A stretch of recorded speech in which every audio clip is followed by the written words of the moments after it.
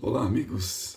É uma alegria muito grande poder retornar a este meio de comunicação para juntos podermos trocar algumas experiências, algumas palavras acerca deste momento que estamos vivendo.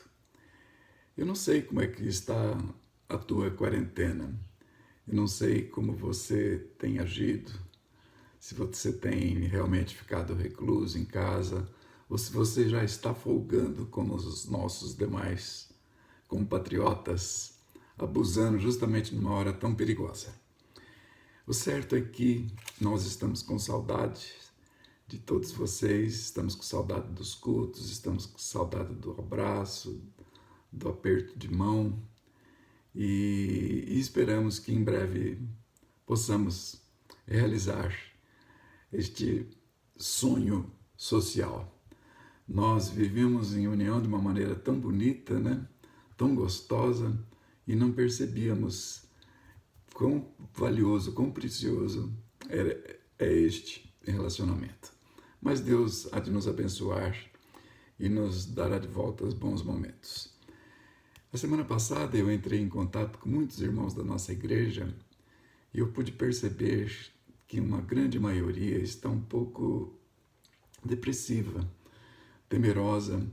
Alguns irmãos estão preocupados com tudo o que está ocorrendo, não estão entendendo, muitos ainda não entenderam os porquês de tudo isto. E algumas dessas pessoas chegaram até perguntar se esta já é uma das 7 últimas pragas. E uma pessoa que sabe que eu sou religioso até perguntou se na Bíblia realmente é prevista essa situação de epidemia e também se chegou a hora do arrebatamento. Amigos, vocês sabem, quem me conhece, eu não sou uma pessoa pessimista, eu não sou alarmista, mas eu gostaria de ser realista. Nós estamos vivendo um momento muito delicado e nós não podemos simplesmente tocar a vida achando que não está acontecendo nada e que tudo é normal e que vai por si só chegar a um retorno como era antes. Falando essa semana com o pastor Sebastião, eu ainda perguntei para ele, falei, pastor, o senhor deve estar com crise de abstinência, porque há quase um mês o senhor não dá um ósculo santo em nenhum dos teus queridos irmãos. E ele me falou, irmão Nazaré, eu estou triste, não somente por isso, porque eu temo que não poderemos mais fazer o que fazíamos antes. Olha só, irmãos, que triste, né? Nós não esperávamos que de uma maneira tão rápida, tão abrupta fosse tudo isso acontecer. E sempre, amigos, nos vem à mente por que isso está acontecendo. Será que esta pandemia é um sinal da volta de Cristo? Esta mesma pergunta foi feita para os discípulos e eu gostaria de abrir as Sagradas Escrituras com vocês no livro de Lucas, no capítulo 21, dos versos 7 até o 11, onde nós encontramos a seguinte situação. Acompanhem comigo. Perguntaram-lhe então os discípulos, Mestre, quando sucederá isto? A questão da sua volta. E que sinal haverá quando estas coisas estiverem para se cumprir? Respondeu Jesus, vede que não sejais enganados, porque muitos virão em meu nome dizendo, sou eu o Cristo. E também outros dizendo, chegou a hora. Não os sigais. Quando ouvirdes falar de guerras e revoluções, não vos assusteis, pois é necessário que primeiro aconteçam estas coisas, mas o fim não será logo. Então lhes disse, levantar-se-ão nação contra nação, reino contra reino, haverá grandes terremotos, epidemias, fome em vários lugares, coisas espantosas e também grandes sinais do céu. Amigos, os grandes sinais apresentados nos céus nós conhecemos muito bem. O dia escuro se deu no dia 19 de maio de 1780 e houve também, naquela noite, a lua não deu a sua luz e foi uma noite tenebrosa ao ponto tal de não se enxergar uma folha de papel branco à frente dos olhos. O outro sinal dado nos céus foi a queda das estrelas, no dia 13 de novembro de 1833. As demais ocorrências, amigos, que nós estamos vendo aqui no livro de Lucas, e também poderíamos ver no livro de Mateus, no capítulo 24, com relação aos tsunamis, maremotos, terremotos, guerras, rumores de guerras,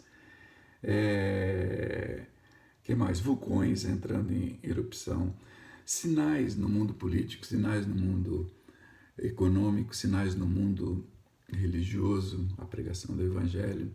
Tudo isso é uma somatória de fatos que realmente denotam, são evidências da volta de Cristo Jesus. Não isoladamente, mas o conjunto da obra é que denota a volta de Cristo, principalmente no que tange a intensidade de suas ocorrências, com relação à abrangência de suas ocorrências e consequências. Então, amigos, este conjunto de coisas, à medida que o tempo vai passando, elas vão sucessivamente ocorrendo mais e mais, de uma forma mais ampla, abrangendo praticamente todo o planeta. E as consequências que elas trazem, isto aí é que denota a volta de Cristo. E, amigos, esses sinais funcionam como placas que dão informação a respeito de um destino a que queremos chegar. Elas não marcam datas, porém nos trazem exatamente a posição em que estamos nessa caminhada rumo aos céus. E Jesus Cristo, ele mencionou que ao vermos estas coisas acontecendo, era para levantarmos a nossa cabeça, porque estaria próxima a nossa redenção. Não marcou datas, mas ficam como sinais de alertas, para que a gente possa melhor se preparar, se adequar para encontrarmos Cristo Jesus. Eu gostaria ainda de tocar num assunto importante. Por que Deus permite que estas coisas aconteçam?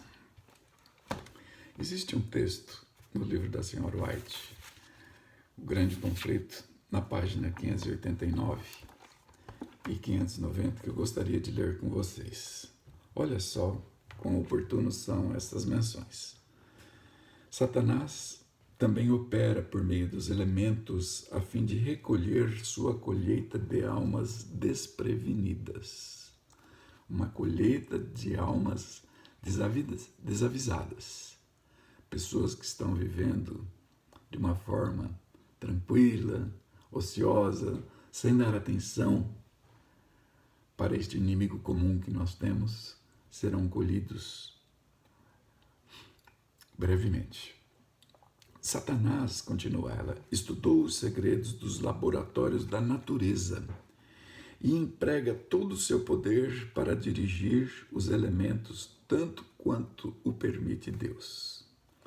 É Deus quem protege as suas criaturas, guardando-as do poder do destruidor, diz a Senhora White.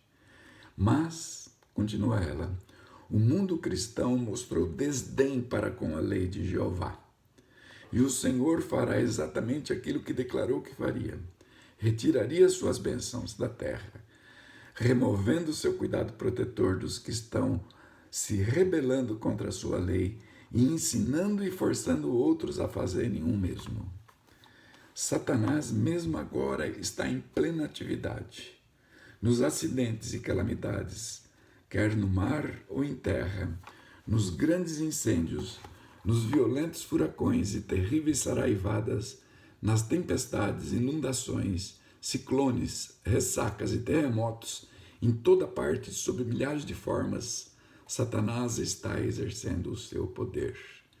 Destrói a seara que está para amadurecer e seguem-se, em consequência, a fome e a angústia. Comunica ao ar infecção mortal e milhares perecem pela pestilência. Essas ocorrências devem tornar-se mais e mais frequentes e desastrosas. A destruição será tanto sobre o homem como também sobre os animais. E ela menciona Isaías 24, versos 4 e 5. A terra pranteia e se murcha, enfraquecem os mais altos dos povos. Na verdade, a terra está contaminada por causa dos seus moradores, porquanto transgridem as leis, mudam os estatutos e quebram a aliança eterna. Amigos, eu não vou comentar linha por linha deste texto maravilhoso do Espírito de Profecia, mas eu gostaria de chamar a atenção de vocês para duas coisas. Primeiro, é Deus quem protege o seu povo. É Deus quem protege as suas criaturas, guardando-as do poder do destruidor. Amém? Entretanto, ela diz que a humanidade quebra, transgride as leis, no plural, mudam os estatutos e quebram a aliança eterna. E a aliança eterna foi feita referência na página anterior. O mundo cristão, diz a senhora White, mostrou desdém pela lei de Jeová. Amigos, infelizmente, em razão da transgressão da lei de Deus, em razão do pecado, nós estamos colhendo os frutos de tantas e tantas ocorrências, conforme nós vemos os sinais e as evidências, as tendências da volta de Cristo Jesus. Nós sabemos que essa pandemia nasceu por questões alimentares lá na China. Muito provavelmente, através da alimentação de morcegos e cobras, este vírus acabou atingindo a humanidade em primeiro plano lá na China e, consequente, no mundo todo, e de uma forma tão rápida e tão trágica. Mas aqui, só apenas para contextualizarmos, falam de leis. Que leis seriam estas? É justamente essa que acabamos de mencionar. A lei moral, os 10 mandamentos, e bem assim, a lei de saúde, a lei física. E, consequentemente, toda a humanidade está exposta a essa epidemia que se transformou, por ser mundial, numa pandemia. E não são só elas. Nós estamos ainda convivendo com zika, chikungunya, dengue. A tuberculose, irmãos, faz mais de 10 milhões de vítimas por ano no mundo todo. Imagine só quanta praga, a abrangência, a intensidade e as consequências, como têm sido trágicas. Vem a pergunta, então, como nós poderíamos enfrentar esta situação de uma melhor maneira, de cabeça erguida, sem tanta preocupação, sem tanto medo? É aí que entra a nossa doutrina, nós que somos adventistas do sétimo dia. Me permita, eu vou falar um pouquinho antes sobre o sistema imunológico. Amigos, o corpo humano, ele possui um sistema de estruturas e processos biológicos que nos protegem contra as doenças, quer transmitidas por vírus, bactérias, fungos, parasitas e outros micro-organismos. É um sistema complexo, envolve uma série de células e órgãos que funcionam em conjunto, formando como que uma grande barreira de proteção deste corpo humano. A capacidade de reagir contra esses organismos é chamada de imunidade. E ela pode ser tanto inata, aquilo que nos foi transmitido por nossos pais, como também através de uma forma adquirida, que depende do nosso estilo de vida. Aí eu pergunto para vocês, como nós poderemos ter então uma imunidade alta? Isto é, como nós poderemos ter um grupo de guerreiros nos defendendo contra estes micro-organismos? Através de um estilo de vida saudável. E isto, amigos, olha só, se você pesquisar na internet ou qualquer outra fonte científica, você vai ouvir o seguinte, que o sistema imunológico baixo, a baixa imunidade, é o resultado de de um estilo de vida pouco saudável. Irmãos, é triste. Nós temos tanta luz a respeito de um estilo de vida saudável. E agora nós vamos ter que fazer uso dele, justamente durante estes dias difíceis em que estamos vivendo.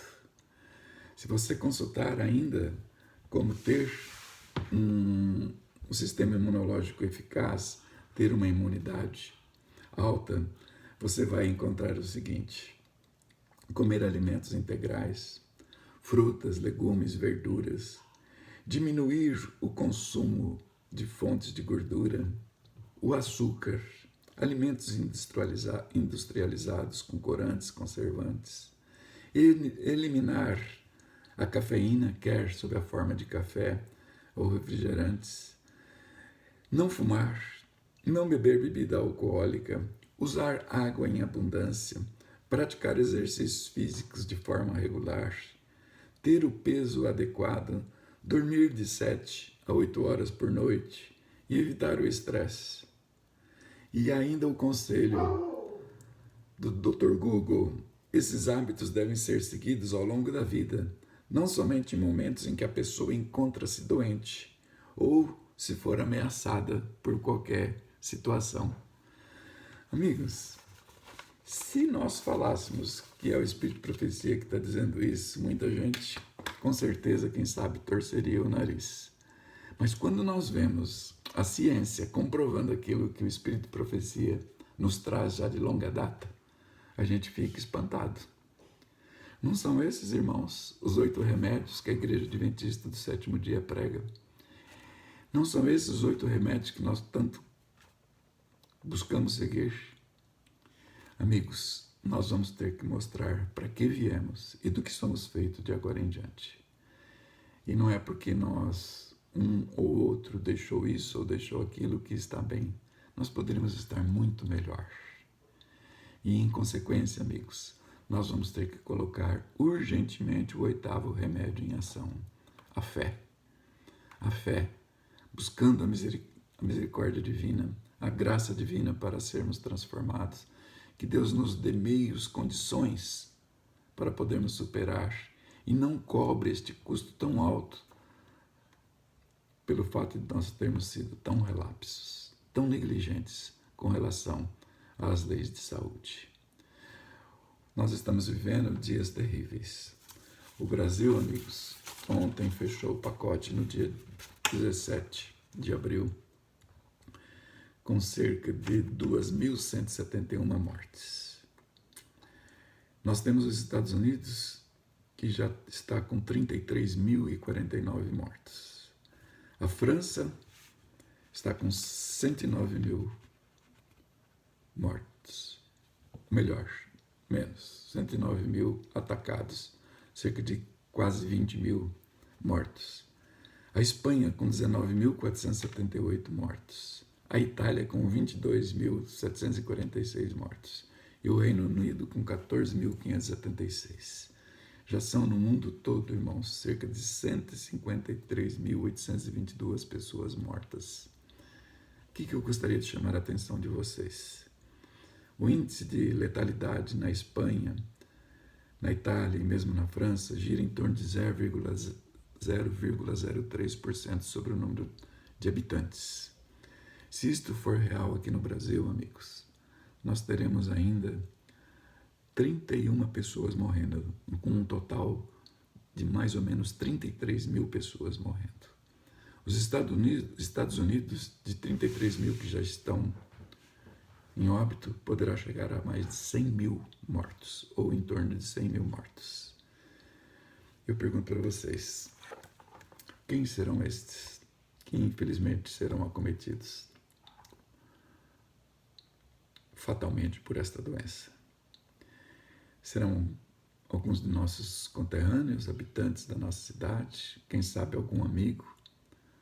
Irmãos, oro a Deus para que não seja nenhum dos nossos irmãos da igreja, ninguém da nossa família, mas estamos correndo sério risco. Eu volto a repetir, É Deus quem nos protege. E somente nele nós devemos buscar esse socorro. Se formos negligentes na questão da imunidade, se não a buscamos com a intensidade que devíamos, que Deus nos perdoe, que não tenha piedade de nós e nos poupe. Mas fica aqui um apelo para que a gente possa reconsiderar esta situação com relação à saúde. É necessário nascer de novo, disse Jesus para Nicodemos. E quando ele falou de nascer de novo, não se referiu apenas ao nascimento espiritual. Nós precisamos nascer de novo também com relação à nossa saúde física. Deixo este apelo com você e que serve para mim também. Que Deus nos dê uma nova oportunidade para superarmos esses momentos terríveis que estamos vivendo e assim podermos nos encontrar em breve com os nossos amigos, com os nossos irmãos, mas principalmente buscando a saúde. Quero ler um último verso com vocês, de 1 João, capítulo 4, no verso 18, que nos diz assim: no amor não existe temor. Antes, o perfeito amor lança fora o temor. Ora, o temor produz tormento. Logo, aquele que teme não é aperfeiçoado no amor. Eu sei que nós temos muitos irmãos preocupados, estão temerosos. Existem as pessoas idosas que estão dentro do grupo de risco, pessoas que mesmo buscando um sistema imunológico alto, em razão da idade, em razão da não renovação das células serem tão eficientes quanto numa pessoa jovem, acabam sofrendo as consequências. Tem muitos irmãos com problemas de saúde e a família está toda temerosa. Mas eu gostaria de deixar esse apelo com vocês. Lance fora o temor. Nós precisamos do amor a Deus, porque já contamos com o amor dele por nós. O medo produz tormento, a ansiedade, a preocupação. E não é isso que Deus quer de nós. Vamos confiar nele. Vamos renovar os nossos votos de fidelidade a ele. E com certeza ele terá piedade de nós. E em breve estaremos todos juntos. Que Deus nos abençoe para isto. Esta é a nossa oração. Amém.